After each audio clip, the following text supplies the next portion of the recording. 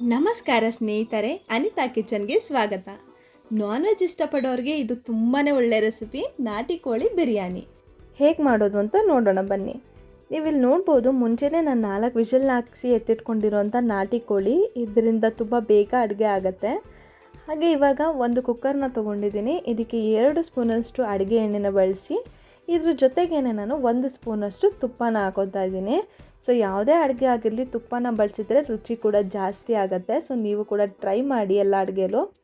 ಹಾಗೆ ನಾನಿವಾಗ ಮೆಣಸು, ಜೀರಿಗೆ, ಕಲ್ಲು ಹೂವು, ಸ್ಟಾರ್ ಲೀಫ್, ಪಲಾವ್ ಎಲೆ, ಚಕ್ಕೆನ ಹಾಕ್ಕೊಳ್ತಾ ಇದ್ದೀನಿ. ಆಲ್ಮೋಸ್ಟ್ ಬಿರಿಯಾನಿ ಮಾಡಬೇಕಾದ್ರೆ ಇದೇನು ಐಟಮ್ಸ್ ಇದೆಯಲ್ಲ ಇದೆಲ್ಲ ಕಾಮನ್ ಆಗಿರುತ್ತೆ. ಬಟ್ ನಾನು ಇವಾಗ 3 ಏಲಕ್ಕಿ ಏನು ತೊಗೋತಾ ಇದ್ದೀನಲ್ಲ, ಇದನ್ನು ನಾನು ಮುಂಚೆನೇ ನೀರಲ್ಲಿ ನೆನೆ ಹಾಕಿಟ್ಕೊಂಡಿದ್ದೆ. ಸೊ ನೆನೆ ಹಾಕಿರೋ ಅಂಥ ಏಲಕ್ಕಿನ ಬಳಸೋದ್ರಿಂದ ಫ್ಲೇವರ್ ಕೂಡ ಚೆನ್ನಾಗಿರುತ್ತೆ. ಇಷ್ಟಾದಮೇಲೆ ನಾನು ಇವಾಗ 2 ಈರುಳ್ಳಿನ ಉದ್ದಕ್ಕೆ ಕಟ್ ಮಾಡ್ಕೊಂಡಿರೋಂಥ ಬಳಸ್ತಾ ಇದ್ದೀನಿ. ಸೊ ಇದು ಕೂಡ ಕೆಂಪಗಾಗೋವರೆಗೂ ನೀಟಾಗಿ ಫ್ರೈ ಮಾಡಿ, ಇದಕ್ಕೆ 2 ಸ್ಪೂನಷ್ಟು ಶುಂಠಿ ಬೆಳ್ಳುಳ್ಳಿ ಪೇಸ್ಟ್ ಹಾಕಿ ತಳ ಹಿಡಿಯದೇ ಇರೋ ರೀತಿ ನಾನು ಇವಾಗ ಬಾಡಿಸ್ಕೊಬೇಕು.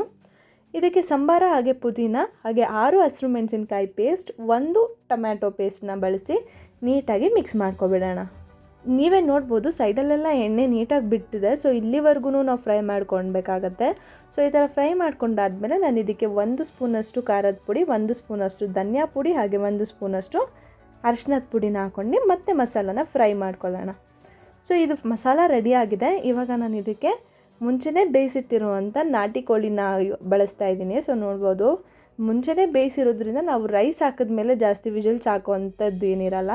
ಸೊ ಅರ್ಧ ಬೆಂದಿರುತ್ತೆ, ಮತ್ತು ನಾವು ರೈಸ್ ಜೊತೆ ಇನ್ನು ಸ್ವಲ್ಪ ಬೆಂದರೆ ಪೀಸ್ ಕೂಡ ನೀಟಾಗಿ ಬೆಂದಿರುತ್ತೆ. ಸೊ ಇದು ಮಿಕ್ಸ್ ಆದಮೇಲೆ ಇದಕ್ಕೆ ನಾನು ಉಪ್ಪನ್ನು ನಾನು ಇವಾಗಲೇ ಬಳಸ್ತಾ ಇದ್ದೀನಿ. ಸೊ ಲಾಸ್ಟಿಗೆ ಟೇಸ್ಟ್ನ ನೋಡ್ಕೊಂಡು ನೀವು ಮತ್ತೆ ಬೇಕಾದರೆ ಹಾಕೋಬೋದು. ಸೊ ಅರ್ಧ ಹಿಡಿಯಷ್ಟು ಉಪ್ಪನ್ನು ನಾನು ಇಲ್ಲಿ ಬಳಸಿ ಮತ್ತೆ ಮಿಕ್ಸ್ ಮಾಡ್ಕೊತಾ ಇದ್ದೀನಿ. ಪೀಸಿಗೆ ಉಪ್ಪು ನೀಟಾಗಿ ಅದ್ದಿರುತ್ತೆ. ಇವಾಗ ಇದಕ್ಕೆ 1.5 ಲೋಟ ಅಷ್ಟು ಬುಲೆಟ್ ಜೀರಾ ರೈಸ್ನ ನಾನು ಮುಂಚೆನೇ ತೊಳೆದು ನೆನಾಕಿಟ್ಕೊಂಡಿದ್ದೆ. ಸೊ ಅದನ್ನು ಇವಾಗ ನೀಟಾಗಿ ನಾನು ಇದರೊಳಗಡೆ ಸೇರಿಸ್ಕೊಂಡು ಒಂದು ಸಲ ಮಸಾಲಲ್ಲಿ ಮಿಕ್ಸ್ ಮಾಡ್ಕೊಳ್ತಾ ಇದ್ದೀನಿ. ಸೊ ನೀಟಾಗಿ ಮಸಾಲ ಜೊತೆ ಮಿಕ್ಸ್ ಆಗೋವರೆಗೂ ಇದನ್ನು ಚೆನ್ನಾಗಿ ಮಿಕ್ಸ್ ಮಾಡಿ, ಸೊ ಇವಾಗ ಇದಕ್ಕೆ ನಾನು ಅರ್ಧ ಹೋಳಷ್ಟು ನಿಂಬೆಹಣ್ಣನ್ನು ಇಟ್ಕೊಳ್ತಾ ಇದ್ದೀನಿ. ಸೊ ಬಿರಿಯಾನಿಗೆ ನಿಂಬೆಹಣ್ಣು ಮೋಸ್ಟ್ ಇಂಪಾರ್ಟೆಂಟ್ ಅಂತಲೇ ಹೇಳ್ಬೋದು, ತುಂಬಾ ರುಚಿ ಕೊಡುತ್ತೆ. ಸೊ ಅರ್ಧ ನಿಂಬೆಹಣ್ಣನ್ನು ಇಂಟ್ಕೊಂಡಾದ್ಮೇಲೆ ಇದಕ್ಕೆ ನೀರು ಸೇರಿಸ್ಕೊತಾ ಇದ್ದೀನಿ ಇವಾಗ. ಸೊ ನಾನು ಇವಾಗ ಇದೇ ಲೋಟದಲ್ಲಿ ಏನು ತೋರಿಸ್ತಾ ಇದ್ದೀನಲ್ಲ, ಇದೇ ಲೋಟದಲ್ಲಿ 1.5 ಲೋಟ ಅಷ್ಟು ಬುಲೆಟ್ ಜೀರಾ ರೈಸ್ನ ತೊಗೊಂಡಿದ್ರಿಂದ ನಾನು ಇದೇ ಲೋಟದಲ್ಲಿ 3 ಲೋಟ ಅಷ್ಟು ನೀರನ್ನು ಸೇರಿಸ್ಕೊತಾ ಇದ್ದೀನಿ. ಸೊ ಯಾವ ನೀರು ಹಾಕ್ಕೊಳ್ತಾ ಇದ್ದೀನಿ ಅಂದರೆ, ನಾನು ಮುಂಚೆನೇ ಏನು ನಾಟಿ ಕೋಳಿ ಬೇಯಿಸ್ಕೊಂಡಿದ್ದೆ ಅಲ್ವಾ, ಅದೇ ನೀರನ್ನು ನಾನು ಇಲ್ಲಿ ಬಳಸ್ತಾ ಇದ್ದೀನಿ. ಎಲ್ಲ ಸೇರಿಸ್ಕೊಂಡಾದ್ಮೇಲೆ ಸ್ವಲ್ಪ ಉಪ್ಪು ಖಾರನ ಹಾಗೆ ಚೆಕ್ ಮಾಡ್ಕೊಂಡು ನಾನು ಇವಾಗ ಲಿಡ್ ಕ್ಲೋಸ್ ಮಾಡಿ 3 ವಿಷಲ್ ಆಗೋವರೆಗೂ ವೆಯ್ಟ್ ಮಾಡ್ತಾ ಇದ್ದೀನಿ. 3 ವಿಷಲ್ ಆಗಿದೆ. ಸೊ ಇವಾಗ ಓಪನ್ ಮಾಡ್ಬೋದು ಕುಕ್ಕರ್ನ. ಸೊ ಪ್ರೆಷರ್ ಕೂಡ ಹೋಗಿದೆ.